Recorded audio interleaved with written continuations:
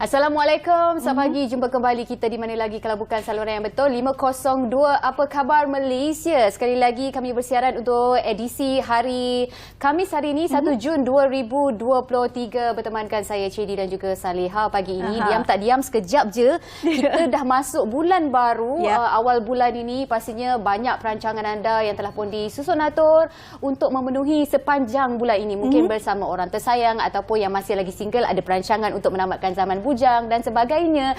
Tak kiralah apa jua perancangan anda, kita harapkan ianya berjalan dengan lancar. Ya, orang kata apa, sekejap saja pejam celik dah sampai pertengahan tahun masuk bulan 6. Jadi apa saja pun perancangan yang anda lakukan dan rancangkan untuk bulan ini, diharapnya ianya berjalan dengan lancar dan baiklah hendaknya. Dan seperti biasa di apa khabar Malaysia hari ini ya, kita banyak perkongsian nak kita bawakan kepada anda yang pastinya hari ini topik-topik berkaitan tentang kanak-kanak. Walaupun bercakap tentang kanak-kanak ni, diharapkan satu hari nanti saya ada anak jugalah ya. Okey, insya-Allah. Dan di antaranya berkenaan tentang topik memperkasakan hak kanak-kanak dan keduanya mengajar bagaimana anak kecil ini untuk mencintai budaya ilmu membaca. Wah, mungkin kita boleh minta sedikitlah tips ataupun cara-cara untuk kita tackle macam mana kita nak menggalakkan anak kita ni lebih mencintai buku bersama dengan tetamu kita sekejap saja lagi, tapi kita nak buka dulu di portal bernama.com. Jom kita selusuri satu persatu. Antara yang menarik perhatian kami hari ini, seperti yang kita tahu ini berita baik khususnya bukan saja Malaysia, malah warga Kelantan juga sebenarnya. Seperti yang kita tahu, ada satu lagi tarikan baru di Kelantan, baru saja wujud tahun lepas sebenarnya telah pun dirasmikan, iaitu Laman Warisan Kampung Laut, di mana Kelantan untuk tahun ini sahaja menyasarkan kemasukan 7 juta pelancong. Wow. Kerajaan Negeri Kelantan menyasarkan 7 juta kemasukan pelancong dari dalam dan luar negara pada tahun ini. Ini kata Ketua Penolong Setiausaha Bahagian Kebudayaan dan juga Pelancongan, Pejabat Setiausaha dan Kerajaan Negeri Kelantan, Nik Ahmad Syazwan Nik Muhammad, berkata sasaran itu adalah berdasarkan peningkatan jumlah kemasukan pelancong ke Kelantan pada pasca pandemik kali ini, semasa pasca pandemik COVID-19 kali ini. Dan Kerajaan Negeri Kelantan memberitahu telah meletakkan sasaran kemasukan 6 juta pelancong sebelum ini, tetapi kerana akibat wabak yang melanda dunia kita, COVID-19, jadi kali ini menyifatkan ia sesuatu yang positif, di mana pasca COVID menyaksikan berlakunya peningkatan yang ketara dari segi jumlah kehadiran pelancong ke Kelantan dengan sasaran 7 juta pelancong pada tahun ini. Dan seperti yang saya katakan tadi, mungkin anda boleh planning pasca ataupun mood cuti sekolah lah ni kan, untuk berkunjung ke Kelantan untuk merasai bagaimana Laman Warisan Kampung Laut itu sendiri yang telah pun dibina dan dirasmikan tahun lepas bernilai 20 juta ringgit. Saya pun tak berkesempatan lagi, dan di samping itu juga banyak tarikan-tarikan lain di Kelantan seperti yang kita tahu, produk-produk yang wujud, antaranya produk industri kecil dan sederhana. Selain daripada tarikan yang kita tahu, kalau nak ke Kelantan sekarang, kalau tak nak drive boleh juga menggunakan train. Ada juga train ke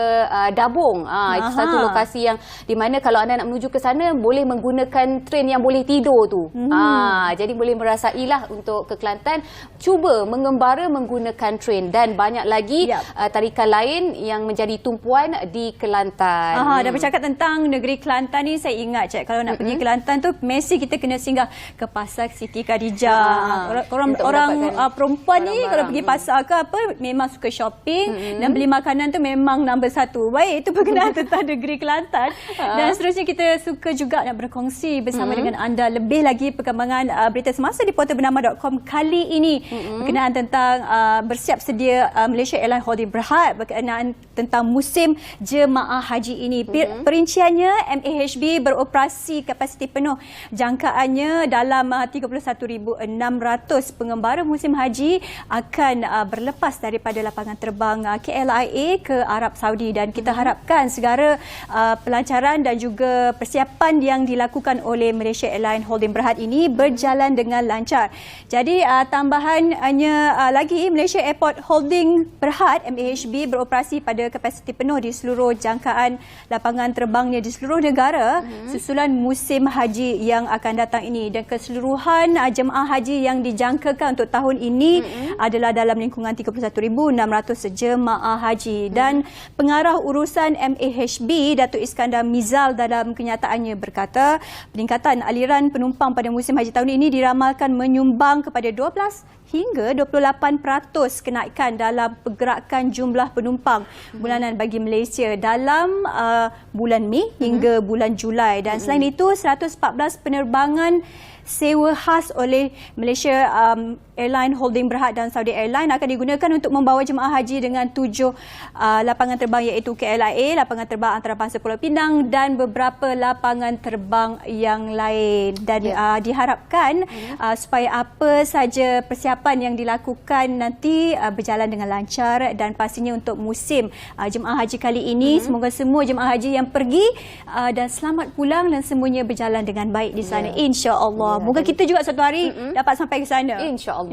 Ya. Baik, daripada MAHB kita beralih ke ini juga satu usaha yang perlu diberi perhatian saya kira, sebab bila kita sampai ataupun datang ataupun masuk ke Kuala Lumpur ni, khususnya pengunjung daripada luar lah akan berkunjung ke Kampung Baru, di mana fasiliti utility Kampung Baru perlu dinaik taraf. Ini kata CEO PKB, Perbadanan Pembangunan Kampung Baru, mengesyorkan kepada kerajaan untuk segera meningkatkan aspek utiliti dan juga infrastruktur di Kampung Baru supaya perancangan pembangunan semula atau penambahbaikan di kawasan itu dapat dilakukan. Di mana Ketua Pegawai Eksekutif PKB Datuk Lokman Omar berkata, menerusi 3 kajian terperinci oleh sebuah konsultan yang dilantik, sebanyak 750 juta ringgit diperlukan untuk menaik taraf infrastruktur seperti pelebaran jalan, bekalan air, sistem pembentungan dan juga pembinaan pencawang masuk utama PMU bagi bekalan elektrik. Dan katanya lagi, dalam konteks Kampung Baru, utiliti dan juga infrastruktur sedia ada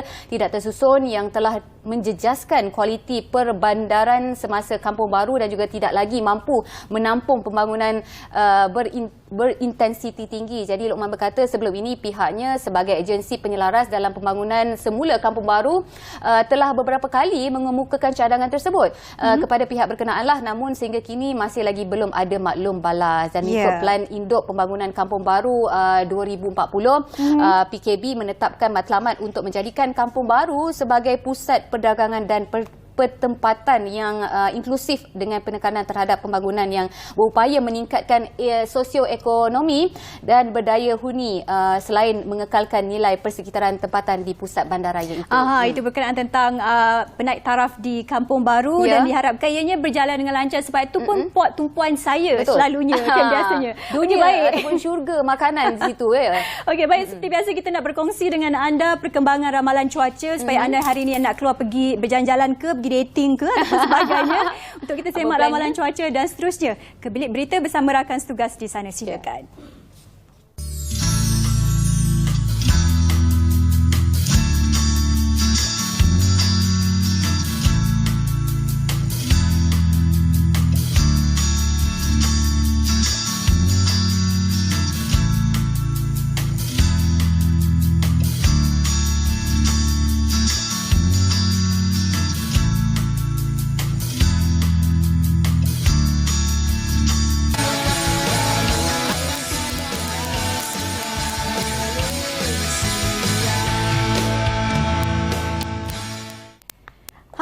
Terus kembali bersama kami di Apa Khabar Malaysia, dan pagi ini cukup menarik dan saya kira cukup signifikan untuk kita bincangkan berkenaan tentang kanak-kanak.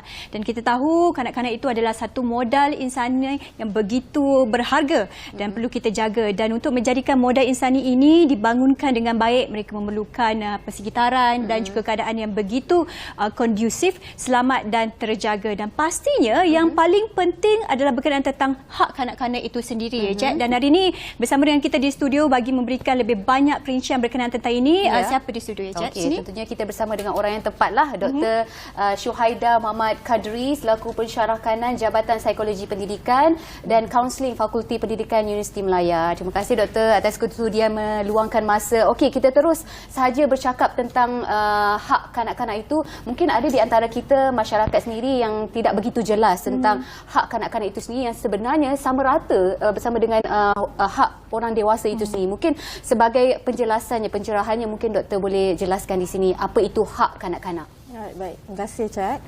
Alright, hak itu sendiri, perkataan hak itu sendiri adalah sesuatu yang patut dimiliki. Maknanya hak kanak-kanak tu perkara yang patut dimiliki oleh kanak-kanak, ya.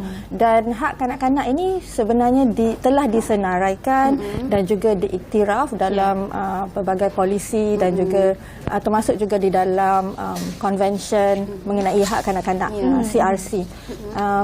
Dalam Akta Kanak-kanak contohnya, Dasar Kanak-kanak Negara semua menekankan tentang 4 aspek hak kanak-kanak ini.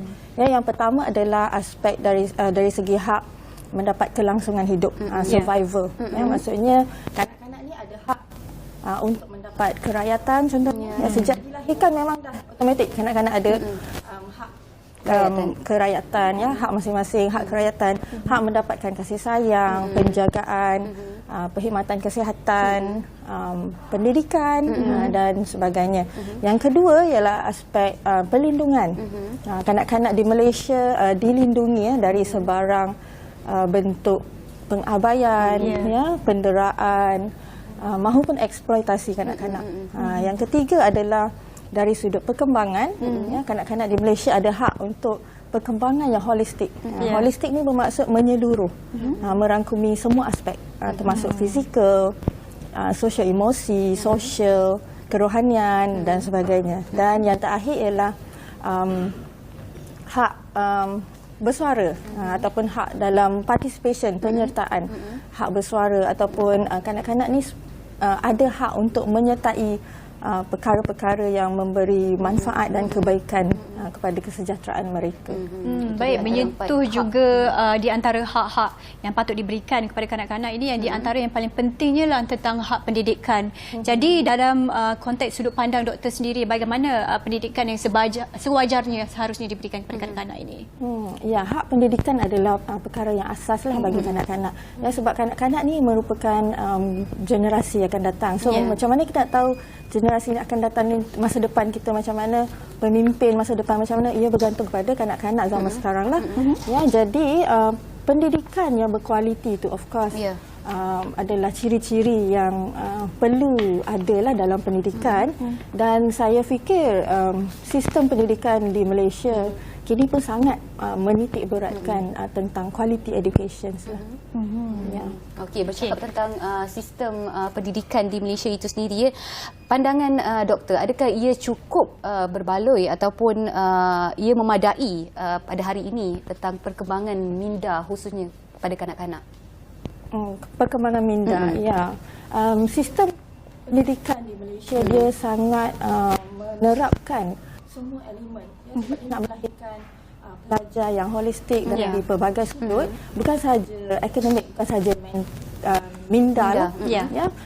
Saya fikir ia adalah cukup bagi perkembangan minda. Namun adalah beberapa penambahbaikan ataupun continue yang perlu dilakukan secara berterusan bagi memperkasakan lagi sistem pendidikan negara.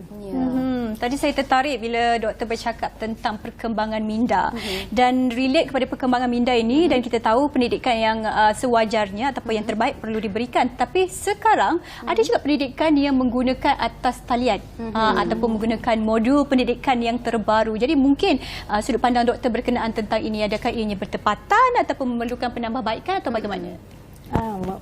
Bila kita cakap tentang online, dia bukan face to face. Jadi dia punya effect is different lah. Ada juga kajian yang telah membezakan antara kedua-dua ni. Ya, dia bukan sekadar macam antara fizikal ataupun virtual, tapi dari segi learning tu, does it take place? Adakah betul-betul pembelajaran itu berlangsung? Mungkin online tapi ketiadaan di depan, betul tak?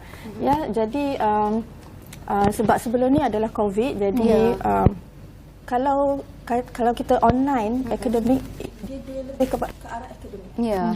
Dia tidak menyeluruh holistik untuk menyeluruh dari segi aspek yang lain. Contohnya fizikal, ya, jasmani, praktikal. Ya, praktikal. Dia tetap tak sama jugalah pendidikan bila di dalam bilik darjah itu ataupun dalam secara atas talian itu berbeza juga. Ya, okey, baik. Banyak lagi banyaklah kita kelompokan betul. Tapi tak apa, kita akan sambung lagi sekejap saja lagi menyentuh tentang hak kanak-kanak itu sendiri bersama dengan tetamu kita, tapi kita nak berhenti rehat seketika, kembali di Apa Khabar Malaysia.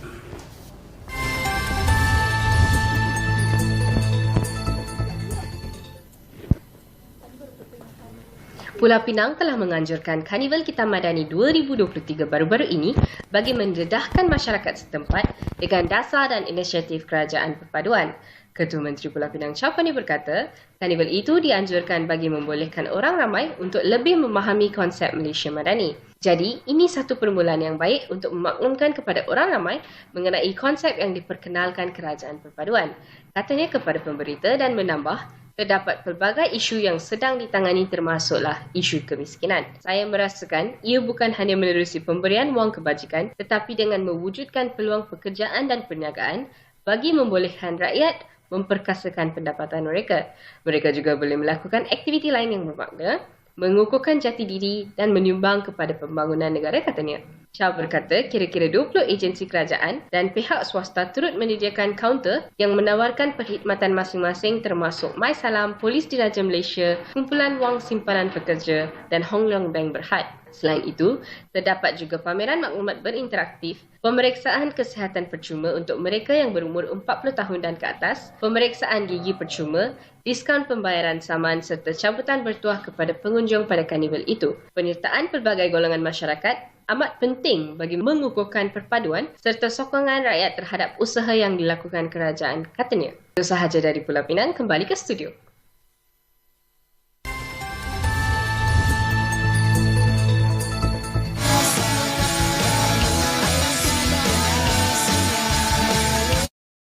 Hujung bulan lagi, duit yang dicari tidak memadai. Belanja setiap hari, FEN di sini, teman yang sejati, dengan ikhlas hati, membantu anda berdikari. Sama-sama mendidik diri, bijak-bijak urus wang dengan informasi. Suka duka bersama kita tempuhi. Jangan jadi mangsa penipuan. Hati-hati apabila buat keputusan. Sama-sama didiklah diri dengan FE Network, Financial Education Network, agar anda bijak wang dalam segala aspek kewangan. Layari fenetwork.my atau kunjungi kami di Facebook, Instagram dan YouTube. Segalanya do it best dengan FEN.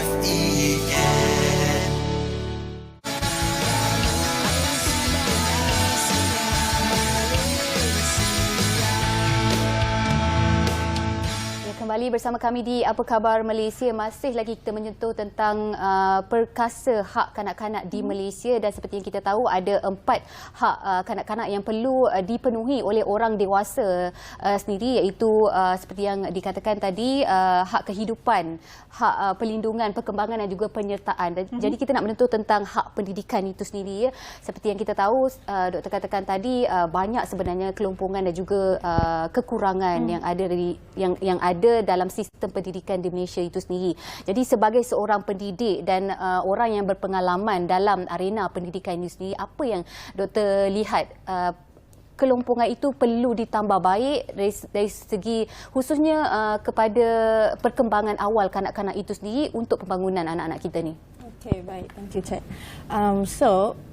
Seperti yang saya kata, sistem pendidikan di Malaysia, contohnya kita ada pelan pembangunan pendidikan, ya.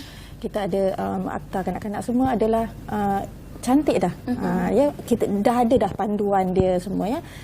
Sebagai panduan kepada guru-guru tadika contohnya. Namun implementasi dia yang ada limitasi.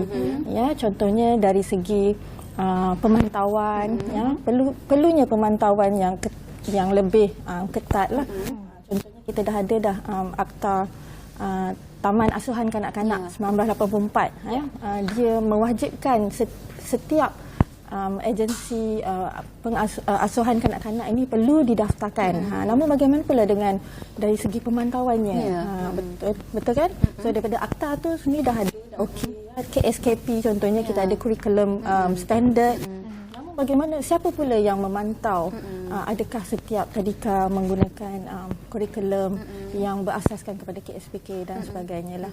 Ya, dari situ maksudnya pemantauan tu adalah pentinglah untuk contohnya kalau dalam higher education kita ada MQA yang untuk memantau accredited dan juga mengiktiraf khusus-khusus di IPTA.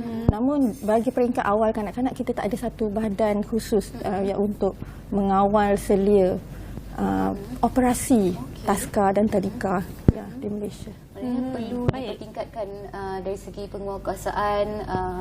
Pihak yang berwajib perlu mengadakan mungkin rondaan berkala kepada pusat-pusat taska, tadika dan juga pusat jagaan kanak-kanak itu sendiri. Dan juga bercakap tentang pemerkasaan hak kanak-kanak ini, kita tahu bukan saja tanggungjawab ibu bapa, tapi juga melibatkan komuniti masyarakat dan juga agensi-agensi yang berkaitan. Jadi bercakap tentang ini, bagaimana pandangan doktor berkenaan tentang mungkin kesedaran ataupun awareness yang diwujudkan sekarang ini di Malaysia terutamanya berkenaan tentang hak kanak-kanak tersebut? Ya, merujuk kepada agensi itu sendiri, sebenarnya dalam taska dan juga tadika terdapat pelbagai agensi dan stakeholder yang terlibat. Ya, walaupun tadika itu sendiri ada pelbagai jabatan dan kementerian yang terlibat. Contohnya kita ada tadika yang di bawah JKM, ada tadika yang di bawah MOE, Ministry of Health, Education, ada yang tadika di bawah JAKIM, ada tadika di bawah Jabatan Perpaduan contohnya ya. So dan banyak juga tadika yang actually berada di pelbagai sektor. So semua ni adalah memerlukan kolaborasi lah untuk memperkasakan lagi pendidikan awal kanak-kanak. Itu termasuk juga dalam meningkatkan kualiti guru tadika itu sendiri. Cuma just nak share satu hasil kajian baru-baru ni daripada World Bank yang mendapati separuh daripada tadika sebenarnya cikgu-cikgunya tidak mempunyai minimum requirement iaitu diploma early childhood ECE. Maknanya sebenarnya kerajaan telah menyasarkan untuk setiap tadika cikgu-cikgu wajib mempunyai diploma early childhood education, namun sehingga 2023 sekarang masih lagi tak mencapai lah, baru separuh. Jadi menjelang 2025 ni kerajaan menyasarkan 100% tadika cikgunya mesti mempunyai kelayakan profesional yang sepatutnya lah. Benar, kadang-kadang bila nak menghantar anak-anak ke tadika pun sekarang ibu bapa juga ada dilema bagaimana keadaan tadika tersebut dan juga situasi itu sesuai untuk anak kita ataupun bagaimana kan. Memandangkan sekarang pun kita tahu banyak isu-isu yang melibatkan hak asasi kanak-kanak itu terabai, tidak diberi perhatian penuh. Baik, menyentuh lagi tentang hak pendidikan kanak-kanak ya. Mungkin sudut pandang doktor sendiri berkaitan dengan ada sesetengah ibu bapa yang kurang memberi perhatian tentang pendidikan ini harus diberikan kepada anak-anak, di mana pendidikan secara percuma diberikan di Malaysia, tapi ada di antara ibu bapa yang enggan menghantar anak-anak mereka ke sekolah. Dan ada juga isu yang terpalit melibatkan selebriti kita juga, ada yang enggan menghantar anak ke sekolah. Homeschooling. Okay, alright. So saya rasa ia adalah tidak adil kepada kanak-kanak itu sendiri, sebab kanak-kanak sepatutnya mendapat hak. Hak pendidikan itu adalah hak yang patut dimiliki oleh setiap kanak-kanak. Pendidikan formal di sekolah adalah berbeza dengan pendidikan di rumah. Pendidikan di sekolah dia lebih menyeluruh terhadap semua aspek yang tadi saya sebutkan secara holistik. Tetapi kalau di rumah mungkin social skill. So banyak pembelajaran yang tidak dapat dipelajari di rumah lah. Contohnya apabila berkawan social skill, communication skill, ataupun kemahiran insaniah, personality, problem solving dan sebagainya. Itu semua mungkin dipelajari apabila kita berinteraksi dengan masyarakat luar, kawan-kawan, cikgu dan sebagainya. Jadi tapi kalau ibu bapa tu ada macam reason yang kukuh lah untuk tidak Menghantar anak ke sekolah. Mungkin, tapi ibu bapa perlu mempunyai persediaan yang sangat rapi lah supaya memenuhi semua keperluan anak-anak itu. Walaupun ibu bapa itu membangun. sendiri ada education yang tinggi untuk mengajar ataupun mendidik anak di sekolah, di rumah untuk homeschooling itu sendiri, bagaimana pandangan doktor? Ya, masih tidak menjamin. Seperti yang saya kata tadi lah, banyak social skills yang sebenarnya dipelajari apabila kita berinteraksi dengan dunia luar. Kita sebagai ibu bapa, selama mana kita bersama dengan anak-anak kita, ya. So anak-anak kita perlu ada skill-skill yang untuk menghadapi cabaran apabila mereka dewasa nanti. Ya. So itu yang ibu bapa kena sentiasa ingatlah. Maknanya kita tak selalu ada dengan anak kita, ya, untuk tolong anak kita. So why not kita hantar dia menghadapi dunia luar, ya, supaya dia ada skill untuk pertahankan diri, contohnya social skill, communication, macam mana dia nak adapt dengan dunia luar nanti apabila besar kelak. Dan kita juga perlu menitik beratkan tentang soal masa depan anak-anak lah, di mana bagaimana pula dengan mungkin anak-anak akan mengalami masalah apabila mereka hendak keluar bekerja nanti, sekiranya tiada education punya qualification yang sepatutnya. Ya, saya kira itu mungkin adalah kebijaksanaan kepada ibu bapa juga untuk menentukan sama ada ianya perlukan homeschooling ataupun pendidikan yang formal di sekolah. Ini berkaitan tentang sesuatu yang saya kira viral dan banyak kes ni yang terdapat di luar sana berkenaan tentang penderaan kanak-kanak. Dan pastinya penderaan kanak-kanak ini adalah satu pelanggaran hak kanak-kanak yang begitu merungsingkan ataupun memberikan masalah yang begitu banyak. Jadi sudut pandang doktor berkenaan tentang kes-kes penderaan di Malaysia buat masa ini.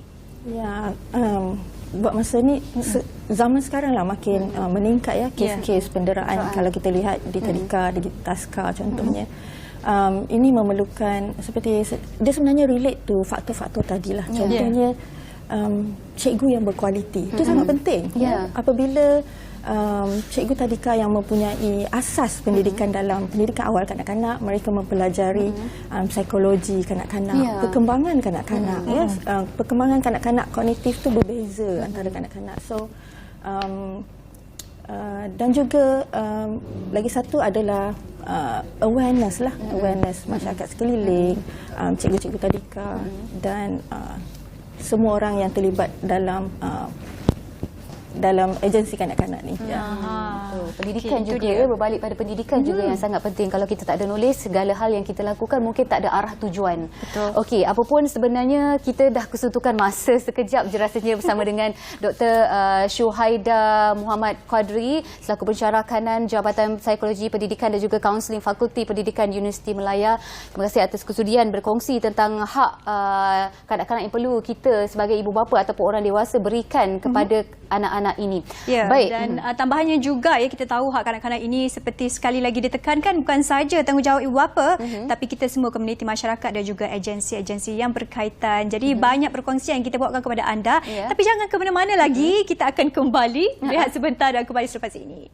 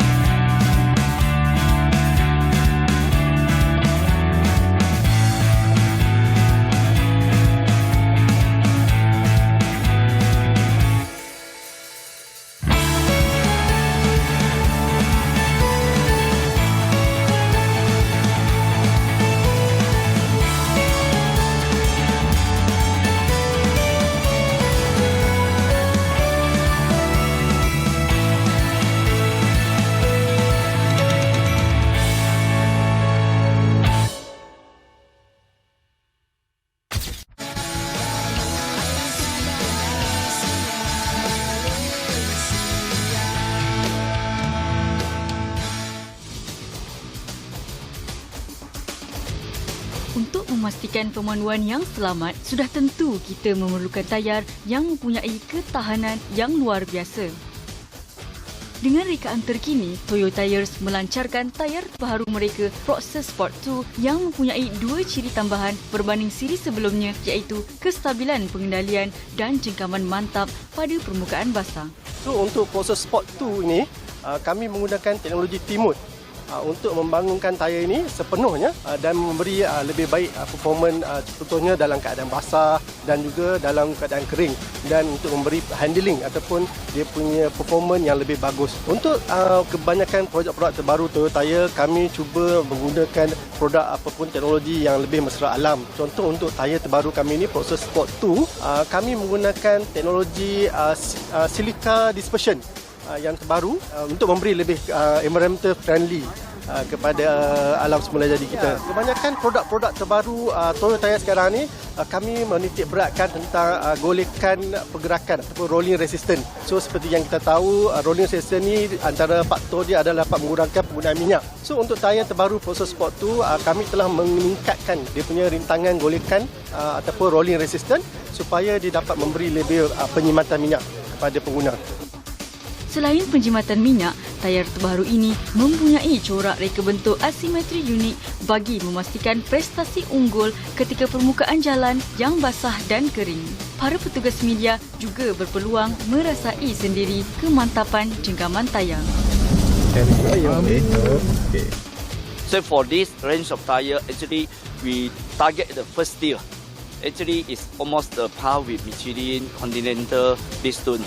Actually, for us, the pricing is we are value for money. That means we are maybe 10% lower than our competitor. Malaysian market is the number one priority. That's why we have to expand sales. Also, we have a factory here. It's a local assumption, very good thing for our company.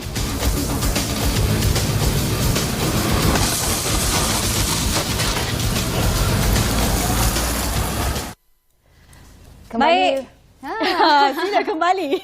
Kembali bersama kami di Apa Khabar Malaysia. Baik, tadi kita dah menyentuh tentang hak asasi kanak-kanak. Ada sikit kita tentu tentang hak perkembangan meliputi hak pendidikan itu sendiri. Jadi relatable lah untuk kita bercakap tentang pendidikan. Kalau kita nak dapat pendidikan, kita perlu ada ilmu. Untuk dapatkan ilmu, kita perlu membaca dan kena dapatkan ilmu itu daripada buku itu sendiri. Betul. Jadi orang kata membaca itu kan jabatan ilmu. Tak kira usia, tabiat membaca ni sebenarnya dalam masa yang sama dapat kita menambah ilmu pengetahuan dan juga keyakinan diri kita sendiri. Sebenarnya kalau kita tanamkan tabiat membaca ni bukan terhad kepada golongan dewasa saja, malah kita harus pupuk kepada anak-anak kita sendiri untuk mencintai buku itu sendiri.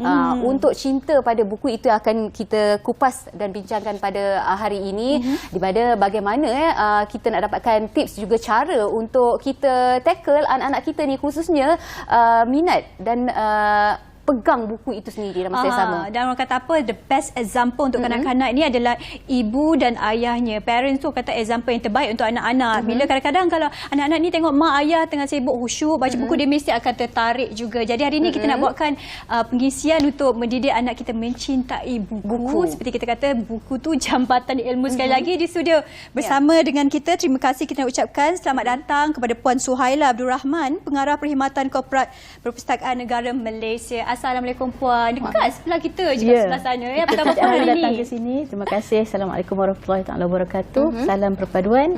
Salam sejahtera dan salam Malaysia Madani. Okey, baik. Terima kasih kepada bernama lah.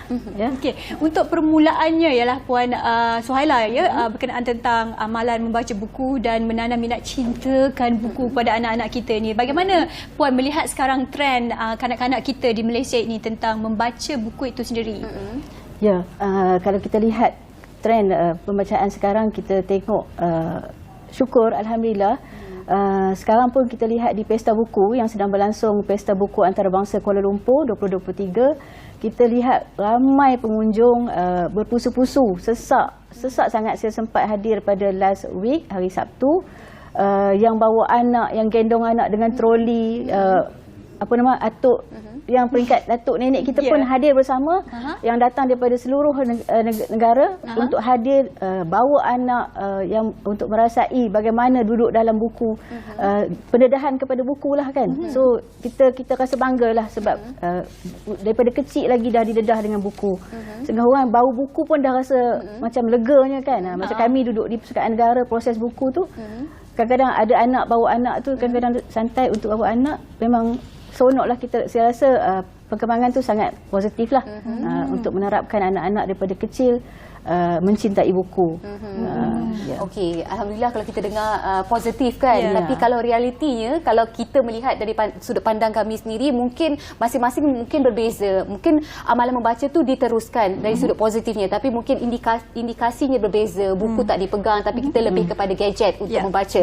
Okey, sebenarnya kalau kita nak mendidik anak-anak ini, daripada awal usia berapa untuk kita menggalakkan anak-anak ini membaca? Okey, kalau kita lihatlah kan, pepatah Arab mengatakan utlubul ilma minal mahdi ilal lahdi. Baca buku daripada buai hingga ke liang lahat. Lepas tu pepatah Melayu pula mengatakan melentur buluh biar dari rebung. So kita nak asuh anak kita baca buku ni, kalau kita ibu daripada dalam kandungan tu kita dah mula dah terapkan anak-anak kita dengan membaca. Kalau kita baca buku parenting kan, letak audio untuk anak kita dalam kandungan tu dengar. Dan memang reaksi anak kita bila dengar sound tu dia akan bergerak sikit kan. Macam itulah daripada sejak baby dalam perut lagi kita dah asuh dan biasakan dengan bacaan dan mendengar buku, mendengar inilah pembacaan kan. So kalau kita tengok pada umur yang sesuai untuk pendedahan buku adalah 3 hingga 6 bulan. So pada ketika ini mereka, anak-anak kita boleh fokus. Kalau dia orang main pun dia orang dah boleh fokus main dia pegang sesuatu objek tu dia boleh tengok kan, dia boleh merasai dan so kita Perpustakaan Negara dengan Rakan Strategik Pustaka Negeri Sarawak telah menganjurkan program Reading Seeds yang kita sasarkan 0 hingga 3 tahun. Program ini telah bermula sejak 2019 yang mana sekarang Pustaka Sarawak pun telah meneruskan dan Perpustakaan Negara dalam proses untuk melihat impaknya kan. Setakat ni alhamdulillah positif dan kita akan tambah baiklah untuk program ini diteruskan sebab sekarang kita mulakan dulu dengan program rintis lah di beberapa buah negeri. Dan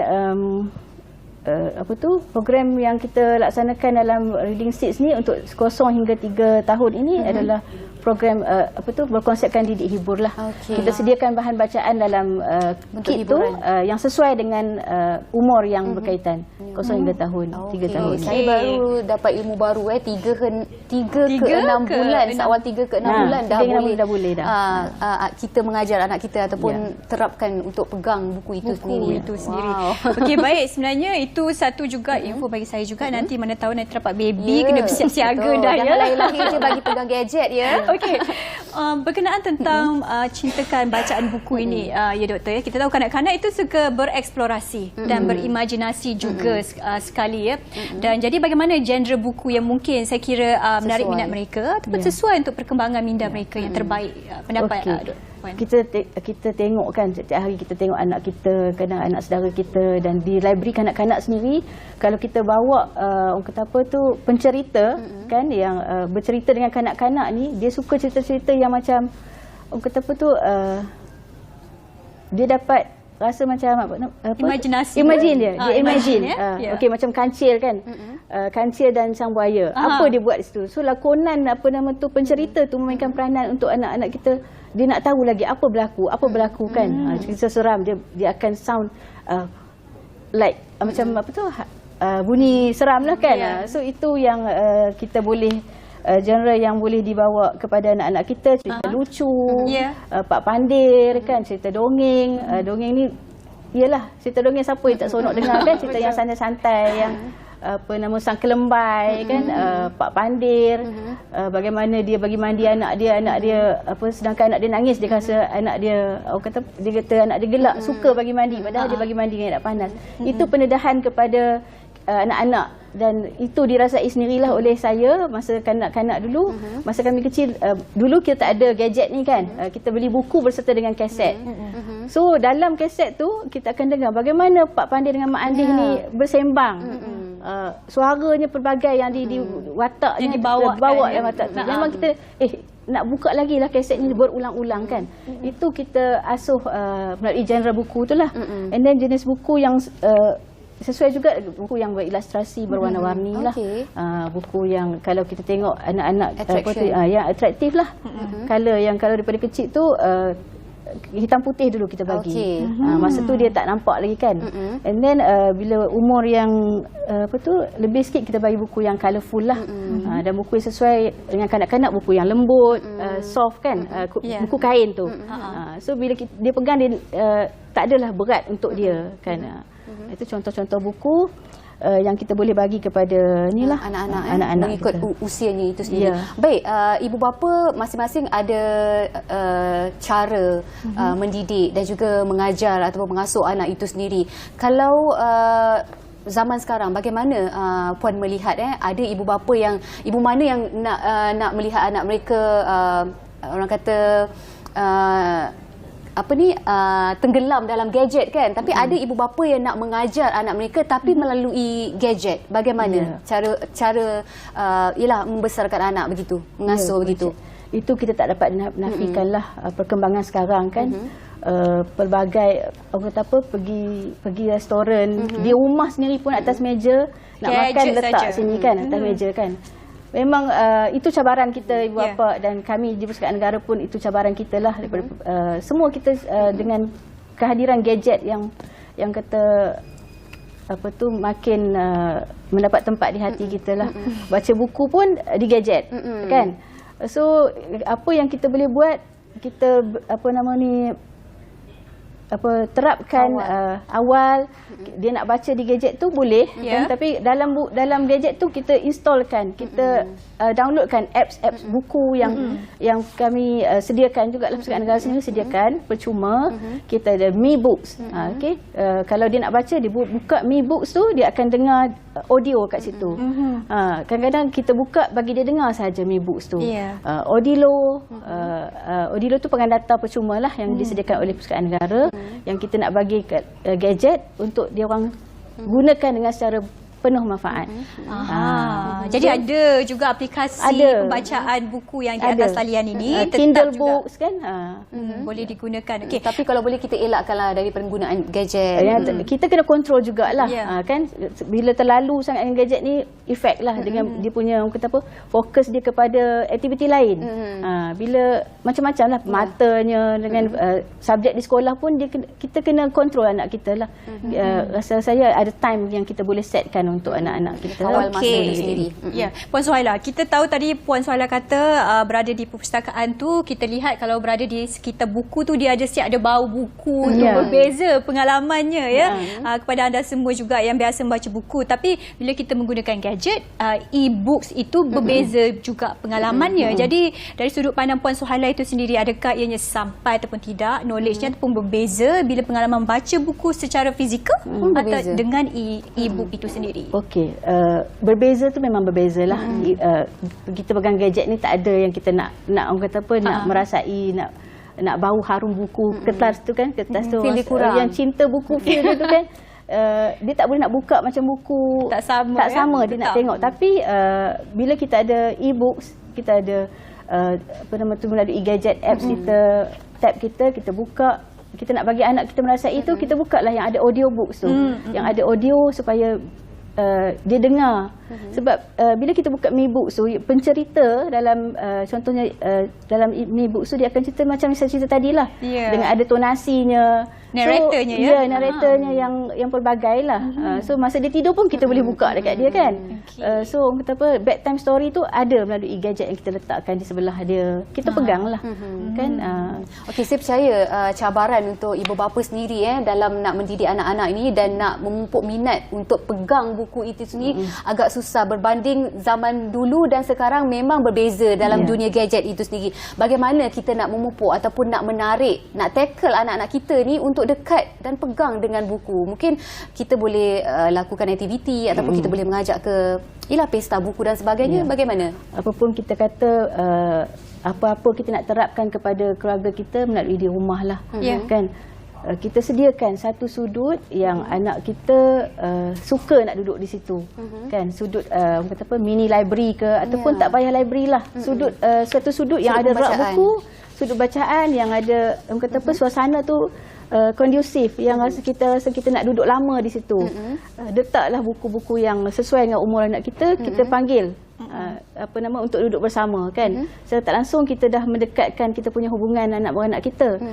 Contohnya weekend, kan, ambil satu tak perlu lama pun lah kadang-kadang, kan.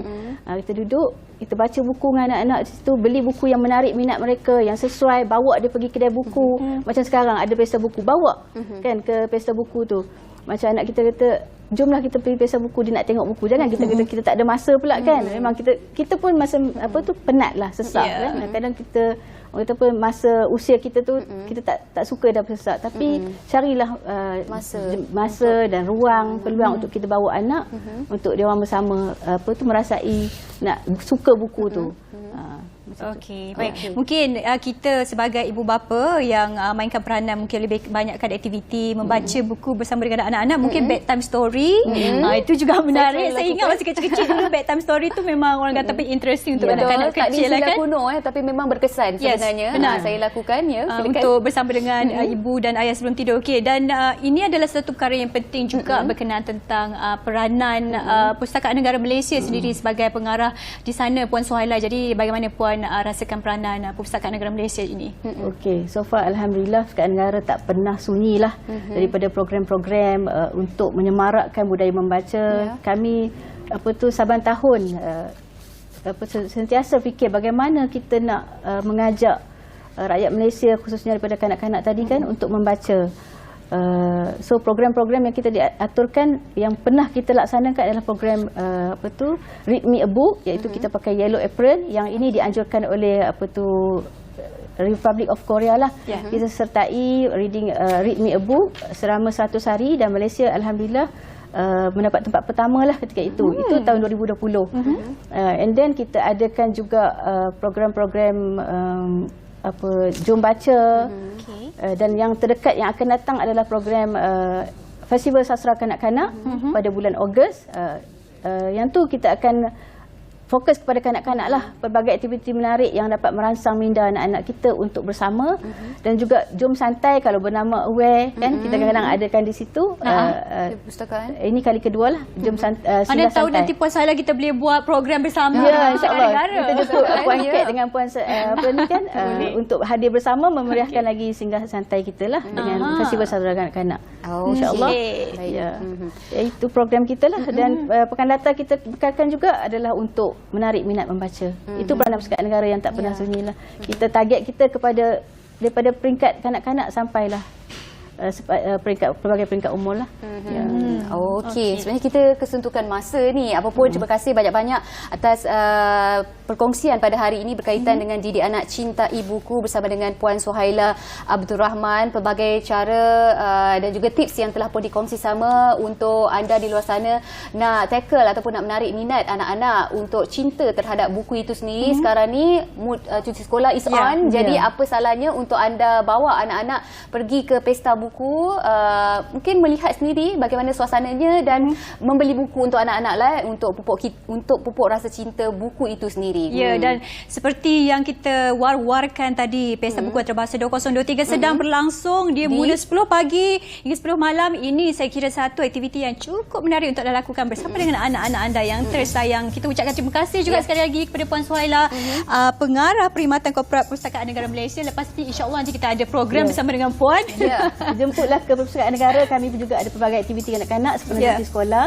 Okey, saya akhiri saya punya sesi ini dengan apa tu timang tinggi-tinggi sampai cucur atap, belum tumbuh gigi dah pandai baca kitab. Itu dia. Ingat lagi yang itu ya. Apapun apa khabar Malaysia dah pun sampai di hujungnya. Jaga diri, jaga makan, jaga pakai, jaga kesihatan anda. Assalamualaikum. Saya Cedi undurkan diri. Bye bye. Okey, bye.